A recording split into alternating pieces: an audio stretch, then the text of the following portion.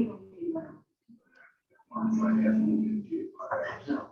welcome to the Amaka BK Talk Show, your favorite talk show in the universe, your favorite podcast.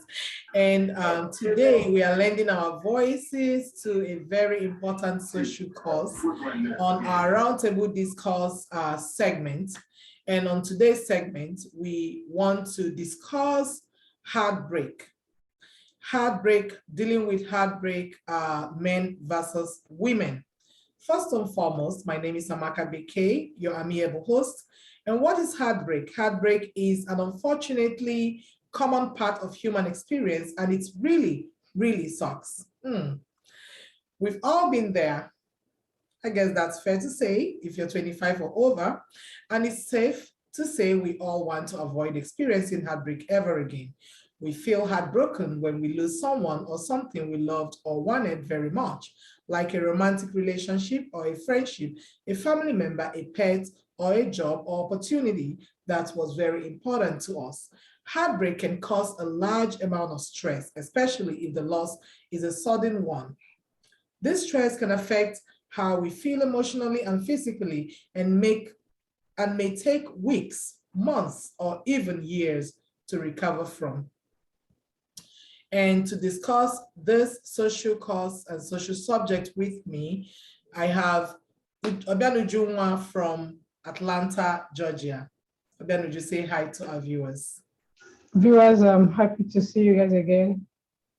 Ujunwa is always a returning guest on this show. She's very beautiful inside out, and she has very great insights and much of a delight to have on the show. You're welcome again, Uju. We never get tired of seeing you and hearing from you. Thank you. And for the first time, joining us is Isioma Pauline from Atlanta, Georgia. Isioma, may you say hi to our guests, please? Viewers. Hi, everyone. Oh, her network is glitching a little bit. Yeah, just repeat what you said because we didn't hear you quite clearly. I said, oh, sorry about that. Hi, everyone. Nice to meet everyone. Yes, nice to have you on the show. So we're beginning with Ujunwa. Uju, do men deal with heartbreak a different way than women do? That's a tough question. Do men deal with heartbreak differently from men and women? We are human beings. And when it comes to the issue of heartbreak, I could say it's everyone has a different way of dealing with it. Okay, and it kind of hit more with people that are emotional. Yeah. Yeah, it hit them more. From experience, I think it first hits women, and after a while, men begin to understand that. I mean, it is what it is. That is a different ballgame altogether. Right. At first, they always want to, because at first they're always going to play that we are strong, we are this. But women were always in a hurry to, react to situation. Yeah. But for them, they take time. Yeah, but then be it a man or woman, heartbreak is heartbreak. Okay, like I said, those people, it hits tough on people that are emotional. More emotional. All right, so and heartbreak is a natural occurrence. It's something one can do. You can predict when it's going to happen. It can happen anytime, and be a man or a woman, it's bound to happen, and just have a better way to deal with it. Yeah. So, Isioma, what are some of the causes of heartbreak? What could possibly cause a heartbreak? Thank you very much for that. So there could be more than one reasons why there will be heartbreak. Yeah. You could suffer a heartbreak from the loss of a loved one, loss of a friend, family member, even loss dealing with a new job, like you just lost your job. Yeah. It could also come as a form of maybe an ailment, and you're trying to struggle with it, accepting that you're sick and all of that. So heartbreak can be caused by a number of a combination of so many reasons. But the major cause of heartbreak in relationship is maybe cheating, for example, or what else can cause heartbreak? I think cheating is one of the major issues of heartbreak. Cheating and I think let me come in there. Yeah. Just like I said, we're all different people. Yeah. Isoma, my kind of person, I'm not going to ever experience heartbreak because my partner cheats on me. I'm not going to see that as a heartbreak because from the word go, men are polygamous in nature. If Bible is actually our reference point, Solomon married more than one wife. Yeah. 700 and plus other concubines. Even Abraham's wife had to give his her maid to the husband. And then story of Isaac, Jacob, and all that to that generation. They experienced more than one wife. So for me, I don't think this is my heart, even though I don't think I'm heartless anyway. I'm heartless. I don't think I have. No, my heart is with monastery. I gave my heart to Christ. So I don't think someone like me, my heart is going to be broken because my partner is cheating, like the world cheating. No, he's not going to call me that. So yeah, I know things that can break my heart when you take my money away from me. My source of making money, you're going to break my heart. Oh, just stop. You see?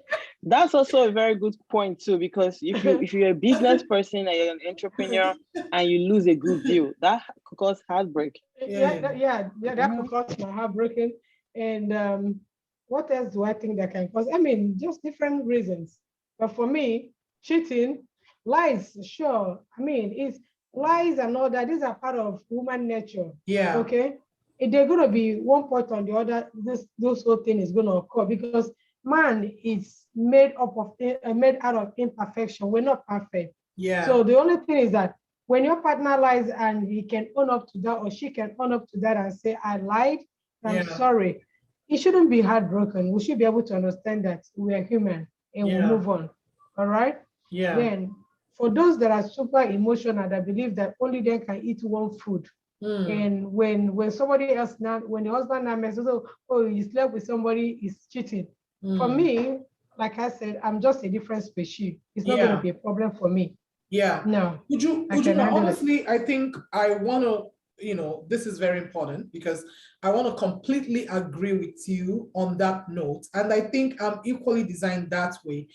Sometimes people say, oh, cheating is a deal breaker. I can't really say if cheating is a deal breaker for me because, as much as I don't want it, I don't welcome it, I don't encourage it, but it's something that, come on, like, how about other things, If cheating ended your relationship, I want to believe strongly that it wasn't the cheating.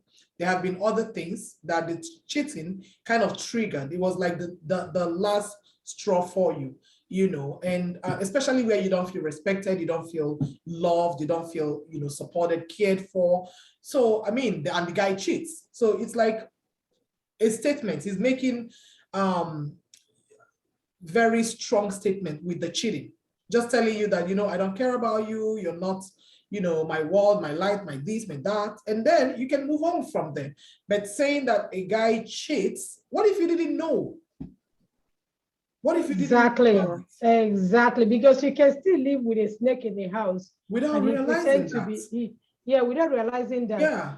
For me, the worst heartbreaking is that you're making money and you don't want to auto responsibility, and you're allowing me as a woman to. No, that's not heartbreak. That is stress. That's the worst heartbreak. That is stress. That's a threat. Yeah. I can't cope with that.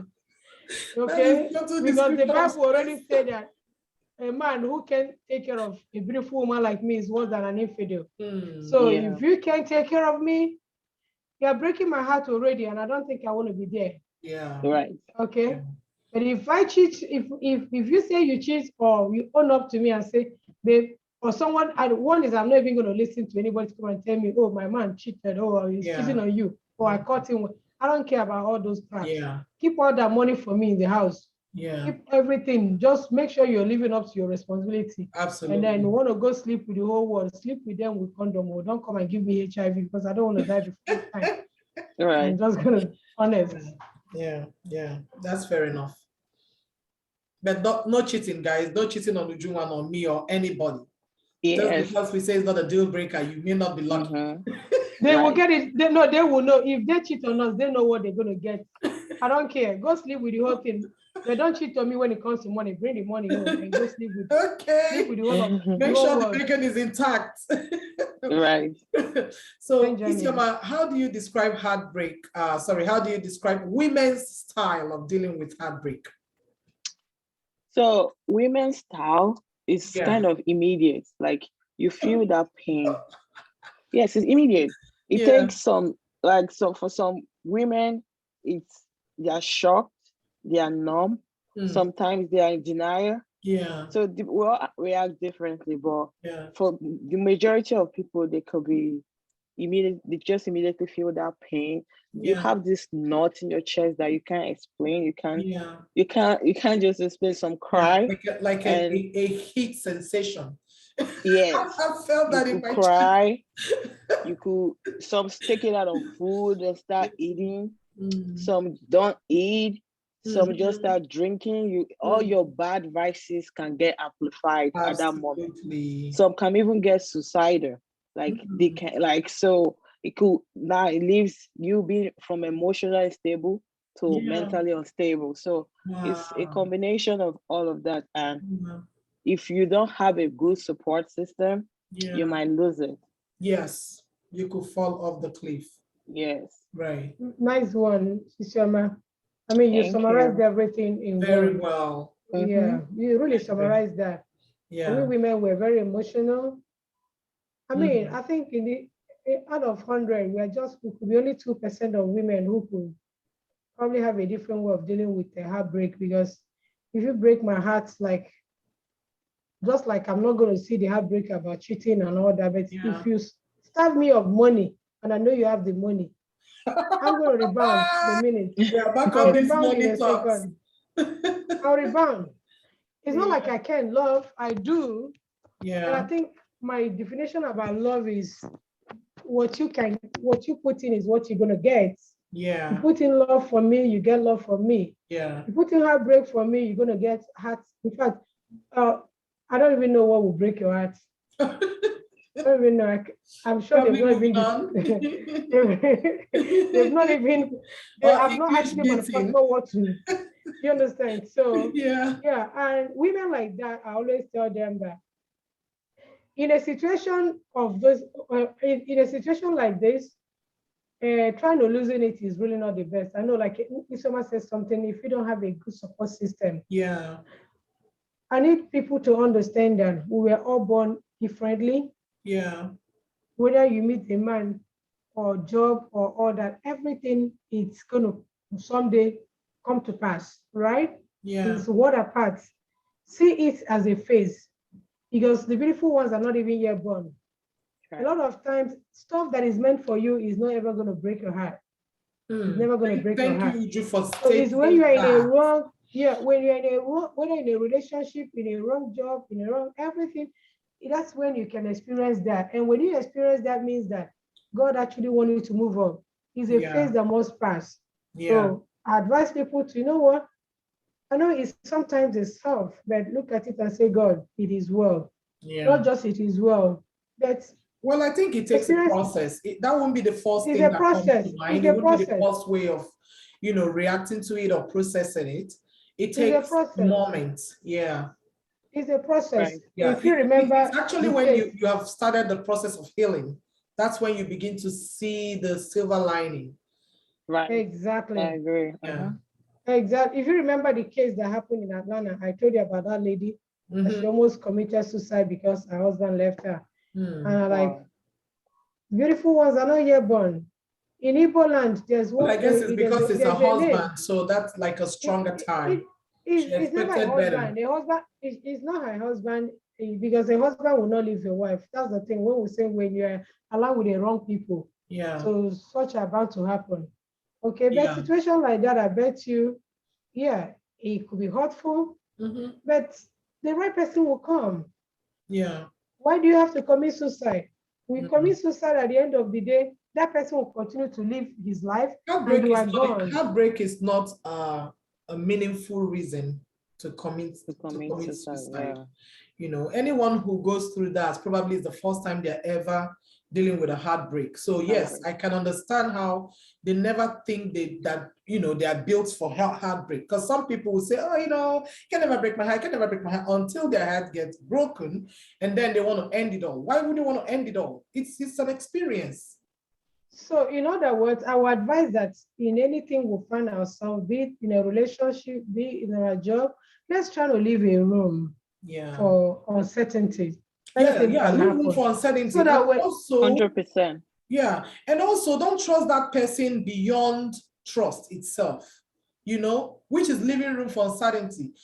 1% room, 5% room, 10% room, as much as your emotional intelligence can, you know, achieve. Can accommodate that. So, but why are we even trusting? Why are we even going to say we're trusting? You can't even trust yourself. So exactly. That's what I'm saying. In a relationship, imagine another person. Exactly. I believe everyone is unpredictable, just as I am. Yeah, just roll with the heat of the moment. As they sweet you, use your brain more than using the heart. Because why I think relationship, when it's not working out well, it cannot hit more on women is because they always come in with their whole heart. Why are you coming in with your whole heart? No, leave this heart, because this heart is so deceitful. Use your brain. Your brain will be able to. And in some cases, though, let's also note this part. Or in some cases, people around you may have seen something. Maybe the way that you're throwing in everything, and they are warning you or pulling you or saying, hey, slow down a bit, watch this, watch that, see this. You know, I mean, you're not what would I say? You're not watching what's going on, you know, pull back a little and see. But then they don't listen. And I think is that disappointment that they should have listened, that they could have slowed it down a bit. They could have maybe, you know, taken someone's observation and taken a good look and something like that, right? Because there's always so this social media era too is not helping it, because now this illusion that Instagram and Snapchat is created. So the real relationships are not even on Instagram, but what you can show. If you're a very good actor and you can display your affection on the gram, people fall for it. Meanwhile, as soon as they hit stop recording, they are cat and dogs, and you don't even know what happens after that picture. So you now see your favorite couple, when they hit the news that you're getting a divorce, you're shocked, you're stunned, like, I thought they were perfect. Oh my God. No, that's you creating a heartbreak for yourself because you didn't leave that room for uncertainty. Anything could happen. So always it's very, very good to protect yourself. Relationships. I don't think I don't discourage couples from showing affection or posting online. I think it's a good thing, because I have been one person that liked to, you know, if my picture is beautiful, my video is nice, or the outing is, you know, would I say exciting or classy or what have you, I like to post, right? I'm not posting because I'm showing off. I'm not posting because I want to show the world who I'm hanging with or where I'm at or something. But the fact that, you know, we have this phone now that we have all these videos and pictures, and then we have the social media where people like post those things. So it's like, I feel as though the social media was designed for the phones that we use today, for us to be able to post our stuff.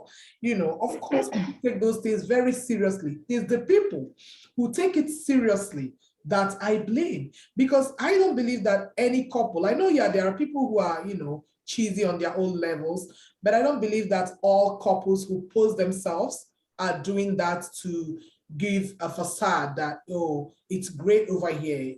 I don't believe that. No, 99% of couples, I disagree with you. 99%, they do make believe.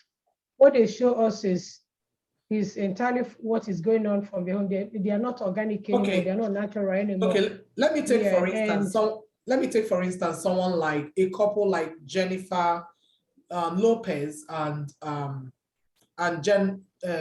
Affleck. Why would I doubt that they have a good relationship? because they post? Why would I doubt that? You're not inside. You're not inside. It doesn't matter. They don't have to be perfect couple. They don't have to be. I like to see those things. I know, but I know. I understand the angle you're coming from. Yeah, there are mature couples out there. I'm going to tell you that social media has done more harm than marriage than good. Because to be honest with you, a lot of them who showcases their couples and their pictures online is actually not what we are. What is not actually the real thing. They're not showing us the real thing. Okay. I have something that happened today. Yeah. A friend was talking to me. This couple, we all grew up in Enugu. They live in Atlanta with us too. Yeah. I never believed. I never knew. As a matter of fact, I've had some girl telling me, say, hey, I wish God has given me a husband like this one or this so person's husband. Though. Yeah. Are you kidding me? That they're always at each other. They are lovey-dovey, Romeo and Juliet. Yeah. In fact, when Jesus Christ is going to come, pick one will say, no, pick two of us together. They want to do everything together because of what? I swear to God, guess what? Today, I got the shockest news of my life that they're not together anymore for the past 2 years. Okay. Who could have believed that? Okay. So, because what they're showing us on Instagram, that they are the best, they are the best, they are the best. Let me say something on that note. Let me say something on that note. Call me crazy. I enjoy my time with anyone that I'm dealing with. And I don't care that I posted every damn thing and the next minute we are over, I pull everything out. I don't see a reason why I should be hiding how I'm feeling, what I'm doing, because I fear that social media might, give people the perception that we are perfect and then something can go wrong. We are human. If something goes wrong, we are not the first, neither are we going to be the last. And that happens every now and again. So mine might be today, someone else's story is going to be tomorrow. So I don't care that people think, oh, my marriage is perfect or my relationship is perfect because I post perfection. I post perfection because that's what I have at the moment. It's a memory. It's just you. It's just you. But generally speaking, I think I disagree with that. Everything is about your lifestyle, okay? We're not saying that you're not posting it because you enjoy the moment. It's the moment. Yeah. But then we are just saying that a lot of people too, the pictures, I understand what you're saying. I agree. There are folly people everywhere. Isama, you wanted to say something? Yeah, what I wanted to say is I'm not against you sharing your love. I respect how people want to share their love or express their love to their loved one, that's fine. But recently, I feel what was our lives before the advent of social media. And the thing that really aches me is when there's trouble and they come to talk to social media and allow the court of public opinion to count into an affair we didn't have any business with, because the moment you click share, you've made your personal business our business. And when the court of public opinions now wants to start having a say, the online in-laws, then you come and release a statement and say, allow us do this in private. I don't understand. Like there's a disconnect. Like you never kept the relationship private. Now you want us to respect your silence and your privacy. So I'm not against you sharing. I share on my pictures of my husband on his birthday. I wish him happy birthday anniversary. But there are people that want to drown you with it. Like you must believe we're happy. You get like we are very happy. You get like that's the fact that like you need to exactly make believe. You need to because they're doing it for people. Yes, exactly. But anything that gives you joy, why not? So that's just it. People should stop being fake. People should stop being fake. People can't stop being Uju. I'm sorry. I know they can't stop being fake. That is not even realistic anymore. For me, I know it's part of human nature too. Fake. All right. That is not realistic. The honest truth is that it's what you put out there is what you're gonna get. That's just what I believe. Okay, there's something I wanted to say. Apologies to anyone who might be affected by this because I'm going to be calling names and it might be my way of calling out. So I tender apology at a time. A disclaimer. Disclaimer. I don't mean it from a bad place. it's something that I think is worth talking about. So recently, Tonto Dike and her recent ex-lover split up. They broke up. We don't know what happened, but there were audios that were released where Tonto was pleading that for him not to leave her, that she will take her life. And she also mentioned her son, which I find really odd in the audio. And on top of that, shortly after or during the same time that this audio was leaked, there was another audio that was leaked also, or maybe had been leaked earlier, where the guy himself, Bogri, was admitting to someone who I think is a media person or a blogger, that he had an affair with, not an affair, I think relationship with this dancer called Jen Mena or something. And Jen Mena is married. And before that audio, I believe, was leaked, or before we got to know about the audio, Tonto had called out Jen Mena. Now, I know we heard differently and we react to heartbreak differently or something, but I don't think it's right for Tonto to involve Jen Mena in her breakup mess. What do you girls think? Because she was dealing with a heartbreak and obviously very, very hot.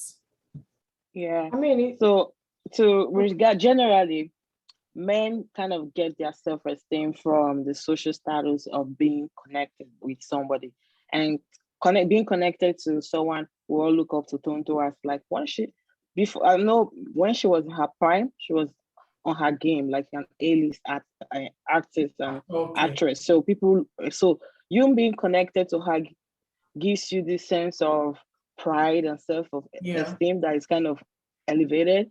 And when he lost that, I feel part of him's way of dealing with it was just to blackmail her, maybe to stay up for whatever reasons. Fine. Well, Tonto, she now dealing with the loss of sense of connection to him as someone she looked up to, that even in that video, audio, she was even wanting to say, please take care of my son and don't let his father, which was I found odd. But that calling out for Jemena, I don't know if it was something personal or if she was actually doing it from a good place, saying, okay, I think it has your nude, or watch out. But she should have done behind the scenes, not like on Instagram. Yes. Like, she should have done it behind the scenes. She shouldn't have done that on Instagram. So it's actually in a case of, if I'm thinking, let's think together. Exactly. Yeah. It's something that I find personally. It's childish. I don't know if it's very childish. Very much she's one childish. person. She is one person that is very, very emotional. Yes. And she can withstand heat of the moment. Yeah. And she seems to be, I'm sorry, I don't mean to use this word, Toto, but I think Toto is really not matured enough to handle a lot of issues. Yeah. That she always got herself into anyway. Yeah. And she blew a lot of things out of proportion. It could be because of the fame part of it. I don't think it's the fame. I think this is what I think. Okay. I may not be on point, but I'm sure I won't be too far away from the truth. We have personality traits from our maybe birth months and zodiacs. She happens to be a Gemini, which they can be very, very feisty, okay? Especially when hurt. And they're very emotional too, like super romantic. We know that. They don't hide their feelings, they don't hide their relationship and all that. But again, I don't think she allows herself to heal from a relationship before she goes into another. Because if you allow yourself to heal, you give space. There's a time. You take some time, you learn and unlearn, you check, you review your previous relationship and find where you have done it wrong and where you need to improve on yourself, because we all need to improve. You can't be the same person that you were in your 20s and in your mid-20s and in your 30s or early 30s or mid-30s or late 30s. No, we change. And part of it is transformation and evolving. How do you evolve? Are you just getting older, or are you even learning? Are you getting better? And relationship, who you pick, why you pick them, what they serve for you, right, determines where you were at the time you picked them. And if you're in a mental mess, emotional mess, you can't tell me that you picked right. I wouldn't agree with that. True. And again, I want to fault her patterns because she's been attracting the same kind of men. So I think she should do something differently, because you cannot be doing the same thing the same way and expect a different result. So I feel she needs to heal internally, mentally, and you have to love yourself enough to be able to have some to give or share, because I feel she has maybe a esteem issue, I may be wrong, or she has this, she's not kind of emotionally strong to be able to deal with relationship. So true. Yeah, so she should just change the patterns, and she's gonna attract the man that God has designed for her. My little 2 cents on that is that she may have to get on Alcohol Anonymous. Oh. Yeah, she may do Alcohol Anonymous. That's a totally different conversation. Yeah, because in total, if anybody that knows her, they could just pass this. She might need Alcohol Anonymous, because when there's a lot of external influence, it kind of takes her away from the reality. Okay. Wow. Charity, that's her name. I mean, well, my Toto's dad. Her name is Charity. Charity, I know the dad. Yeah, Charity. She's a nice girl from good family. Okay. In as much as when she lost her mom, I mean, I know the stepmom played a major role there to raise them well. Okay, but just a societal influence on her. In Igbo land, there's this word we always say, "Anara market menanka." Okay, you don't learn how to use this left hand when you're getting old. Okay, that environment is fake, is polluted, where they all find themselves. I bet you it's not only just Punto, but the issue of emotion is something I feel like if we are used to it, is in you, is already imbibed that into, it's difficult for them to live. Okay, and another thing again, if you are actually looking for a different set of person, who are you? That's another question. Right. So if you are so used to that lifestyle, you're going to also be meeting people that wear such lifestyle. Like I said in life, is what you put in, is what you get. This is action, this is the reaction. Yes. So bring it on. Both of them will always mix. Okay. An effect. So exactly until we're running out of time. But anyway, it's a personal lifestyle anyway. We're running out of time. We'll log back in to continue. All right. Okay.